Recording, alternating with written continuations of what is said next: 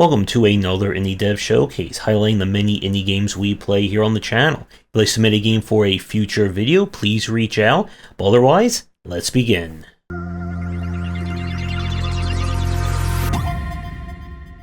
We're starting things off with Withering Rooms. This is a kind of 2D Souls-like, where you are trapped in an endless dream as a Victorian-era girl. And like all Victorian-era girls, you must hack, slash, and spellcast your way to freedom.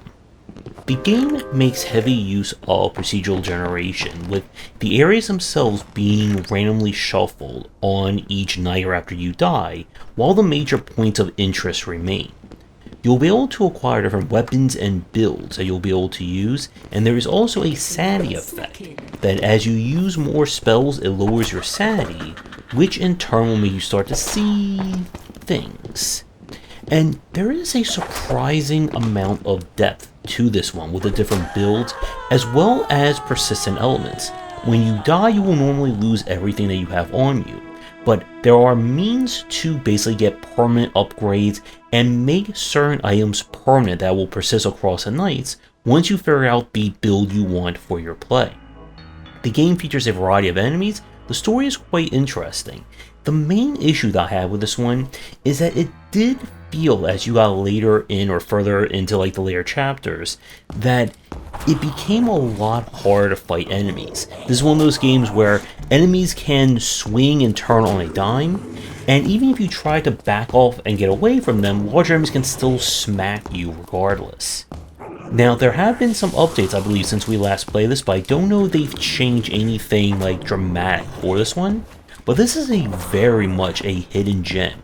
If you like very challenging action games with a whole lot of style and I guess a Victorian edge to it, then definitely give this one a play, and especially check out the demo if you're interested. We now go to something even more terrifying for me, and that is a music game with encounters, music stories. This is a rhythm game where the twist is that you're not controlling just one character or one instrument, but two at the same time. And yes, if you think that I'm horrible playing a rhythm game with just one musical instrument, you can definitely tell that it's been a double for this one. And the footage you're seeing is definitely not going to be the best representation of this game. If you're a rhythm fan and looking for a very interesting and challenging take, I would give this one a play, but if you are musically not inclined like me, then this is probably not going to be the game to jump or walk into. We now go to Deck of Souls, a Souls-like roguelike deck builder, as the store page suggests. In this one, you are going to be battling your way to try and close an ancient portal spewing demons and monsters into our world. And you're going to be doing it by playing lots and lots of cards. As a deck builder, you're going to be creating your deck based on your starting character, and of course acquiring new cards, perks, and upgrades as you play through. You'll need to, as with all of our examples, balance offense and defense, as you're limited by the number of cards you can play on each turn, and you'll be of course most of the time outnumbered, unless we're talking about a boss battle. And this one felt very solid to play. I didn't quite see anything that was, again, like standing out as a deck builder, but from what we played of this one, everything here is very well tuned. It is a little bit on the harder side. This is a game where you can easily just ruin your health bar very fast if you get the wrong cards, or you get unlucky during an elite or boss battle. But if you are a deck builder fan looking for another game to get into, I would give this one a play. We now go to Kingsgrave. This is an open kind of action-adventure game. You play a king of a kingdom who died a long time ago, and you've been resurrected to find that your entire kingdom is now dying or kind of dead from a mysterious plague and mystery creatures. And you're going to do what all kings do and rebuild one peasant and one building at a time. The game is a mix of action-adventure and puzzle design. The kind of main element here is that you're going to explore the world to look for resources and villagers. These will be brought back to your village, and the village itself acts as your progression and upgrade center. When you construct a new building, you'll get a new feature, weapon, tool, whatever, that will then aid you going forward. You'll need to collect different resources that can then be used to upgrade things that will let you push further in different directions. And it's a very interesting take on this kind of action-adventure design. It can be a little bit frustrating in spots. Because this is an open world, it can be very hard to figure out where you are supposed to go at any given time, because your route is going to be dependent on which upgrades you get in your kingdom first. If you get, let's say, the pickaxe that allows you to crush boulders that are in your way, you will need to find said boulders in order to make enough progress to then get the resources to acquire the next thing, and then return and go into that route. And if you get lost or you're not quite sure where you're supposed to go, the game doesn't quite give you much guidance in that respect. There are different weapons you can use, with weapons or enemies having different resistances to them. And it can get quite challenging in terms of combat, since it's always going to be one against many in a lot of situations, and it's incredibly easy to get mobbed in this one.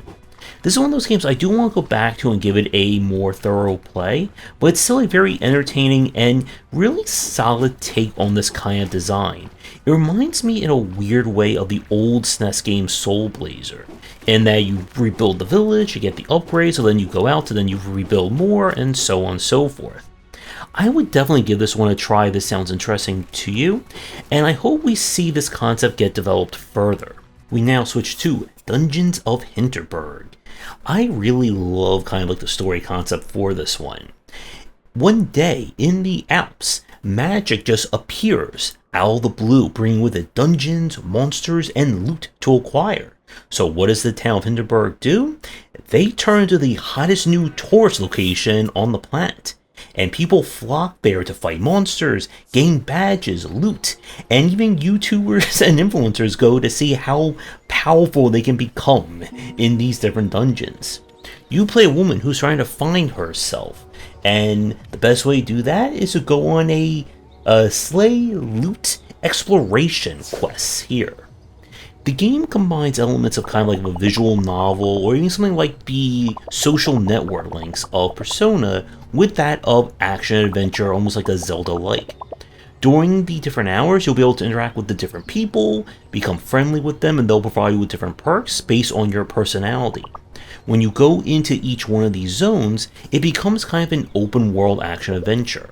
In each zone, you'll be able to find spells that can be used for puzzle solving and combat, as well as different dungeons. And the whole concept is that in order to become more proficient and higher rank, you need to go into each dungeon, complete it from beginning to end, get it stamped in your little book, and then you get promoted and go on to the next. The dungeons become more challenging, you'll get more spells, and of course there's a greater mystery and story to be had, on top of kind of like the personal journey of trying to figure out who you are in this world.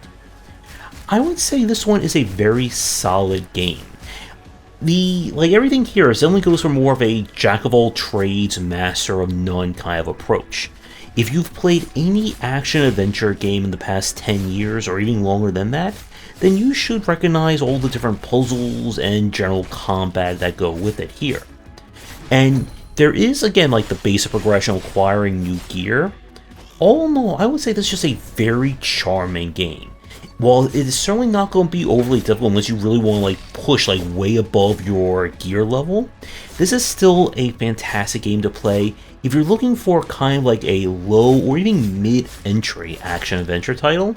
And another one that, like our previous game, that I hope we see this kind of story and world get developed even more in a future game. And for the last game of our showcase this week, it's Into the Restless Ruins. So this one, the footage you're seeing is taken from the demo. The full game was released in, I believe, May of 2025, and what you see may not represent the finished version. This is a deck-building roguelike, where our twist is that you are building your very own dungeon that you're trying to explore. The idea is that during the day, you'll decide the layout of your dungeon based on the different cards you draw and which cards you get access to via making progress in the world. The layout, of course, will grow more and more challenging as you get further. This is also made even more difficult by the fact that your light source will degrade over time. Now, you can put rooms in that can restore your light source or provide other benefits in the run. Some of them are just kind of like a constant passive, while others will require you to go into that room during the night. Now, you only have so much time to explore before the enemies become more deadly, and you're trying to find essential keys and important items that you'll need to make it to kind of the boss room or the final challenge in order to complete things. As you play, you'll be able to unlock more rooms, more features that can show up, and that kind of thing. And it's a very interesting concept of a deck builder. Now, the darkness, of course, can certainly make things a lot more difficult than they need to be, especially when your dungeon becomes a gigantic maze of rooms that you're trying to figure out where everything is. But it's a very intriguing concept for a deck builder. It's hard to tell from the demo kind of like the overall difficulty of this game, as with a lot of these kinds of like create your own dungeon likes, probably the biggest frustration is going to be you're trying to get to a specific room, but of course you're not drawing the right layout to get to those important rooms that are needed to progress. And a bad start or bad room placements at the beginning can easily lead to danger going forward, especially if you're kind of stuck going one very long distance like I did in a few of these runs. Still a very interesting game, definitely one I'm curious to see how it is in the finished tape. But if you are a deck building fan or a dungeon building fan, then you definitely want to give this one a try. And with that, we're done with another showcase. You'll find links to all the games down below.